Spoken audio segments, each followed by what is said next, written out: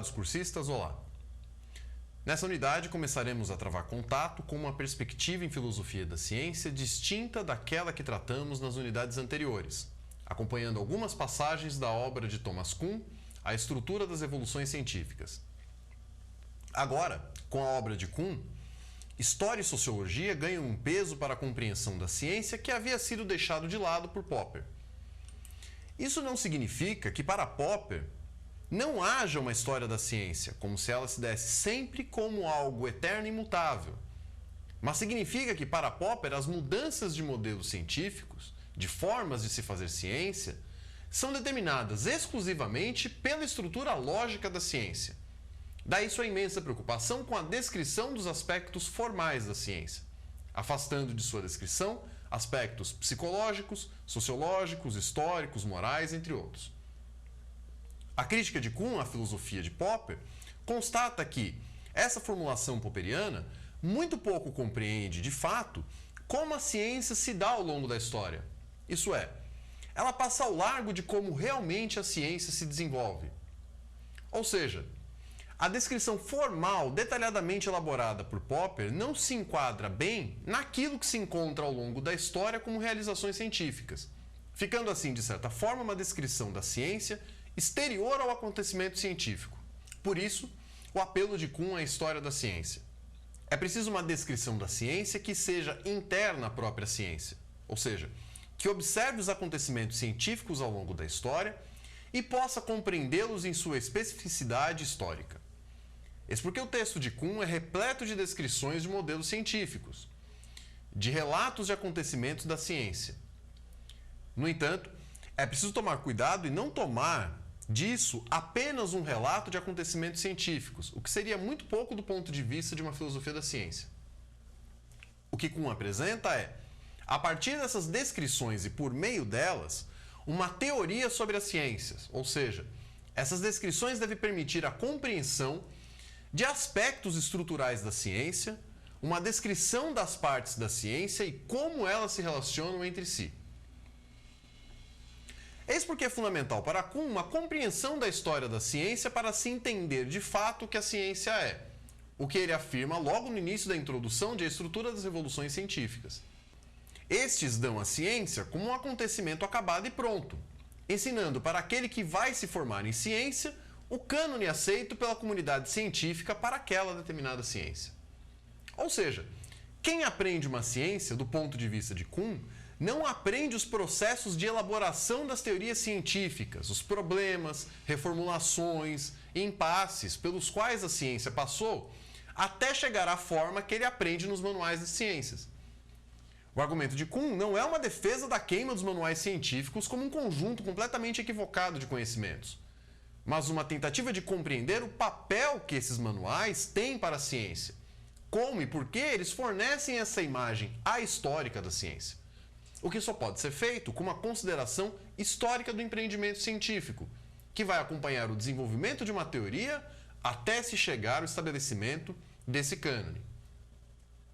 No entanto, e aqui já se vê outro ponto fundamental de discordância entre Popper e Kuhn, para Kuhn essa investigação deve mostrar que o desenvolvimento do corpus científico não se dá pela acumulação de descobertas e invenções individuais.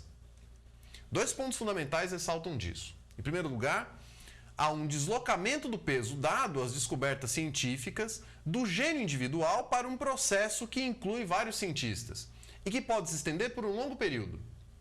Isso não significa um desprezo pelas realizações individuais em ciência, mas uma exigência para que se compreenda os contextos em que tais soluções apresentadas pelos cientistas podem ser assim apresentadas.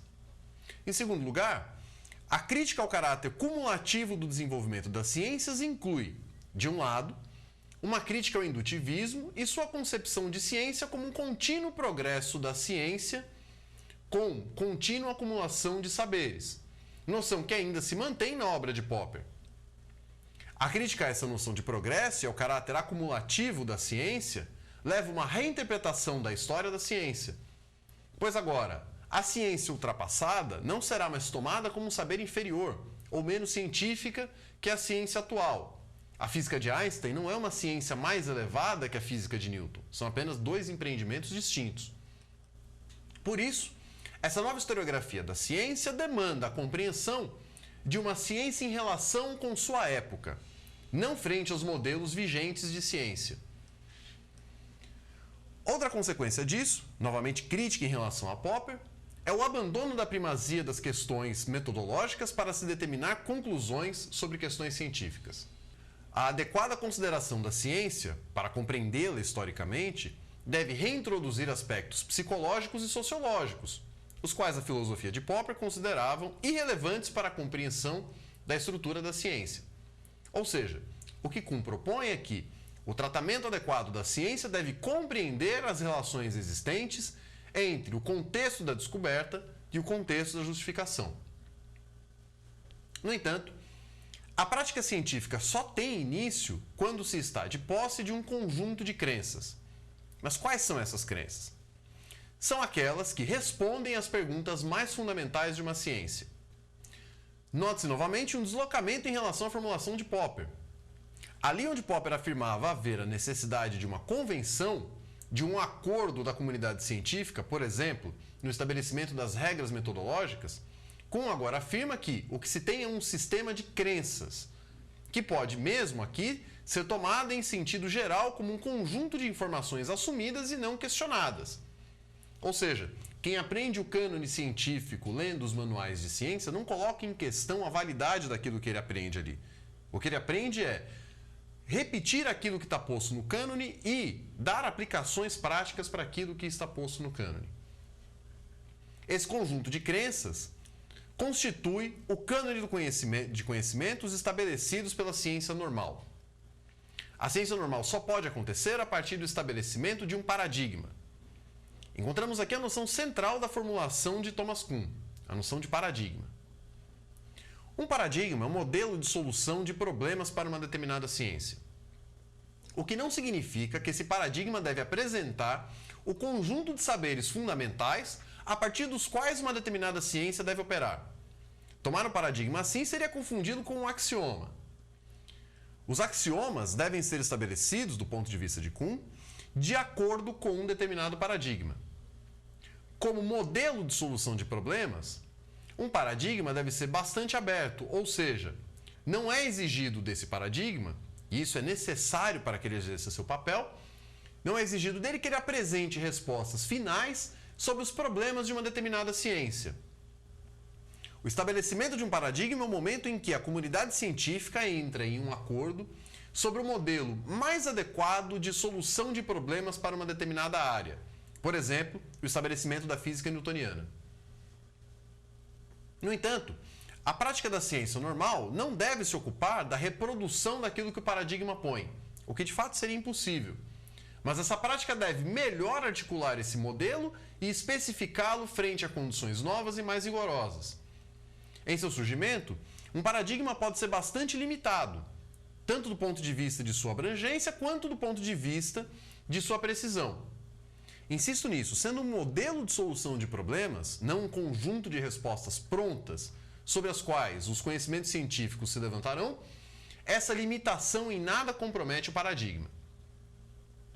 O que leva uma comunidade científica a adotar um determinado paradigma não é sua capacidade de resolver maior número de problemas, ou um determinado problema com maior precisão, mas o fato de o paradigma se apresentar como uma promessa de resultados a serem obtidos na ciência. E é essa promessa que persuade a comunidade científica a adotá-lo. Veja que estamos falando aqui num registro em que os termos utilizados por Kuhn são: há um conjunto de crenças adotadas pela comunidade científica, essas crenças são adotadas por uma certa persuasão. Crença e persuasão desloca o foco fundamental do problema daquelas justificativas lógicas que Popper colocava para um outro registro. Assim, a prática da ciência normal será a atualização dessas promessas postas pelo paradigma, uma aplicação do modelo de solução de problemas com vista a atingir os resultados que ele promete permitir atingir. Por isso, a prática da ciência normal amplia os conhecimentos trazidos pelo paradigma, tanto pelo aumento da correlação entre esse paradigma e os fatos, quanto pela melhor articulação do próprio paradigma. Ainda que seja preciso compreender o contexto da descoberta atrelado ao contexto da justificação, Kuhn apresenta uma característica da ciência normal que bate de frente com nossa noção de ciência do senso comum. A ciência normal não deve se ocupar de descoberta de novos fenômenos. E mesmo aqueles fenômenos que não se adequam ao paradigma são descartados na prática da ciência normal. A tarefa da ciência normal é o acabamento do paradigma. E tal acabamento, como uma tentativa de articulação entre os fenômenos e as teorias já postas pelo paradigma, consiste também em uma tentativa de fazer a natureza se encaixar dentro dos limites do paradigma. A restrição dos fenômenos tratados pela ciência poderia parecer uma deficiência, mas é isso que leva a um tratamento cada vez mais especializado dos fenômenos dos quais se ocupa determinada ciência, o que é um ganho de conhecimento. Como modelo de solução de problemas, e assim um regulador da prática da ciência normal, o paradigma determina quais são os fenômenos a serem estudados em uma determinada área, dando assim um limite à visão do cientista. Isso também assegura a impossibilidade de apreensão de um determinado fenômeno sem um conjunto de saberes já adquiridos. Ou seja, é a partir do conhecimento que tenho de um determinado paradigma que posso ter apreensão dos fenômenos. Uma reinterpretação por parte de Kuhn da dependência que a observação tem da teoria. Em ciência normal, temos basicamente 3 classes de problemas: teóricos e empíricos, que esgotam a classe de problemas da ciência normal. A primeira dessa classe é a determinação do fato significativo, ou seja, esse primeiro grupo de problemas me dá, a partir do que o paradigma põe, como eu posso determinar quais fenômenos devem ou não ser considerados por essa ciência. Uma segunda classe de problemas diz respeito à harmonização dos fatos com a teoria, que é a adequação entre os fenômenos sobre os quais a teoria se estende e aquilo que é posto por ela. O refinamento do paradigma deve levar a um aumento de precisão e extensão do modelo de solução de problemas que o paradigma oferece, o que implica esse aumento de adequação entre teoria e fatos. A terceira classe de problemas diz respeito à articulação da teoria, um desenvolvimento de técnicas teóricas com vista a clarificar o paradigma, o que pode levar inclusive à reformulação do que é posto pelo paradigma. A possibilidade de reformulação desse paradigma é mais um indicativo de como ele se põe como um modelo bastante aberto de solução de problemas. Ou seja, é possível reformulá-lo e ainda assim manter seu modelo de solução. Porém, na literatura científica há também espaço para problemas extraordinários, ou seja, problemas que fogem àquilo que o paradigma permite prever.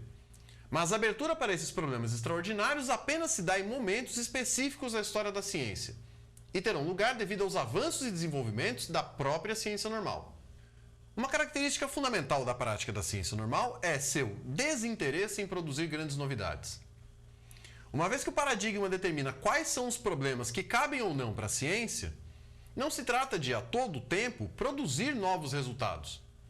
Os resultados obtidos na prática da ciência normal são quase todos já previstos no paradigma, naquilo que é possível extrair e deduzir dele. Apenas em alguns casos mais esotéricos, isso é, em casos de pesquisa ultra especializada e voltada para especialistas da comunidade científica que já conhecem os problemas normalmente abarcados pelo paradigma, encontram-se novidades nos resultados. No entanto, uma vez que esses resultados terão de estar enquadrados naquilo que o paradigma permite, esses resultados não aparecerão como grandes novidades. Isso contraria muito nossa noção comum de ciência, que vê nela uma pesquisa interessada na constante descoberta e invenção de novidades. Como já vimos, a importância da pesquisa normal é aumentar o alcance e precisão do que o paradigma estabelece. Sendo assim, o que cabe então à prática da ciência normal?